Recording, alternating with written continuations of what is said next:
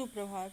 आज हम लोग हिंदी आरोह भाग 2 के पद्य खंड का 5वां पाठ सहर्ष स्वीकारा है पढ़ेंगे, जिसको गजानन माधव मुक्तिबोध जी ने लिखा है। सबसे पहले तो हम मुक्तिबोध जी के जीवन परिचय, साहित्यिक परिचय और रचनाओं पर प्रकाश डालेंगे। गजानन माधव मुक्तिबोध का जन्म 13 नवंबर 1917 श्योपुर, ग्वालियर, मध्य प्रदेश में हुआ था। 20 वर्ष की छोटी आयु में बड़नगर मिडिल स्कूल में मास्टरी की।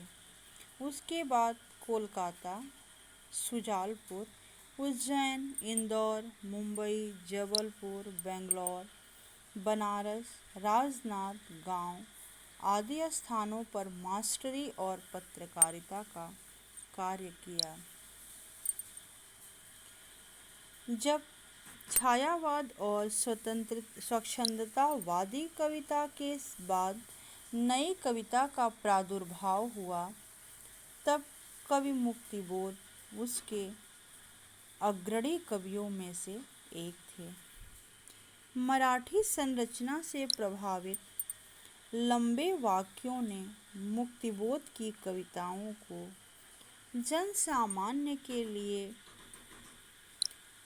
कठिन बनाया, लेकिन फिर भी उनकी रचनाओं में भावात्मक और विचारात्मक ऊर्जा अटूट थी। उनके काव्य को देखकर ऐसे लगता है जैसे कोई नैसर्गिक अंतःस्रोत हो, जो कभी चुकता ही नहीं और जो लगातार अधिकाधिक वेग और तीव्रता के साथ उमड़ता चला जाता है। उनकी कविता यह ऊर्जा अनेकानेक कल्पना चित्रों और फैंटेसियों का आकार ग्रहण कर लेती है। मुक्तिबोध की रचनात्मक ऊर्जा का एक बहुत बड़ा ही अंश आलोचनात्मक लेखन और साहित्य संबंधी चिंतन में सक्रिय रहा है। आलोचना का मतलब होता है कि उसके गुण और दोषों की समीक्षा करना। वे एक समर्थ पत्रकार भी रहे। इसके अलावा उन्होंने राजनैतिक विषयों, अंतर्राष्ट्रीय तथा देश की आर्थिक समस्याओं पर लगातार लिखा है। कवि शमशेर बहादुर सिंह के ही शब्दों में उनकी कविता अद्भुत संकेतों भरी, जिज्ञासाओं से अस्थिर, कभी दूर से शोर मचाती, कभी कानों में चुपचाप राज की बातें कहती चलती, हमारी बातें हमको सुनाती, हम अपने को एकदम चकित होकर देखते और पहले से अधिकाधिक पहचानने लगते। कवि के कहने का मतलब है कि इनकी बातें इन्हीं को सुनाई देती और सुन करके ये चकित हो जाते। इनका जो शीर्षक हम लोगों को पढ़ना है वह है सहर्ष स्वीकारा है।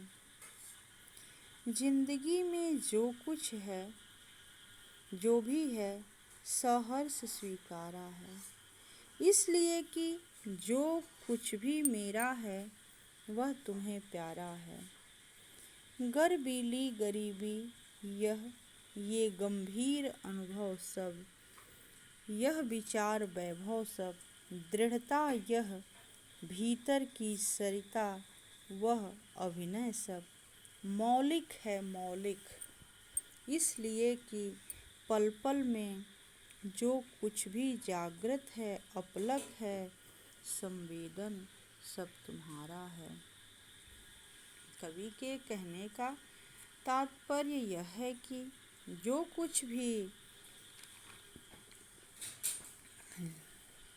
कवि के कहने का तात्पर्य यह है कि जीवन में प्रत्येक परिस्थिति को सहर्ष स्वीकारने की स्वीकृति दी है। कवि कहते हैं कि मेरे जीवन में मुझे जो कुछ भी प्राप्त हुआ है उसे मैंने खुशी से स्वीकार किया है। दुख या सुख, चाहे मेरे जीवन में कुछ भी मिला, उसे मैंने अपनाया। जो कुछ भी जीवन में मुझे प्राप्त हुआ है, वास्तव में वह सब कुछ तुम्हारा ही है, जिसने मुझे जीवन को जीने की प्रेरणा दी। वो सब ईश्वर का ही है। गर्वयुक्त गरीबी और गरीबी में मिले समस्त अनुभव, मेरे विचारों रूपी वैभव, मेरा हर परिस्थिति में दृढ़ बने रहना, मेरे अंदर के भावों की बहती सुंदर नदी। यह बिल्कुल वास्तविक एवं सत्य है कि यह सब कुछ जो मुझे प्राप्त हुआ है, वह सब मैंने खुशीपूर्वक स्वीकार किया है, क्योंकि जो कुछ भी दिखाई देता है या दृष्टि से दूर है, सब तुम्हारी ही संवेदना है। यही संवेदना मुझे तुम्हारी याद दिलाती है। कहने का तात्पर्य यह है कि व्यक्ति ईश्वर को तभी याद करता है जब उसके सामने कठिन परिस्थितियां होती हैं। सुख में तो बहुत कम लोग ऐसे हैं जो ईश्वर को याद करते हैं। कभी अपने प्रेरक व्यक्तित्व को भुला नहीं सकता और जीवन में सब कुछ जो उसे प्राप्त है उसका श्रेय अपने प्रेरक को ही देना चाहता है। आगे का जो अंश बचा हुआ है उसको हम लोग अगली क्लास में पढ़ेंगे। धन्यवाद।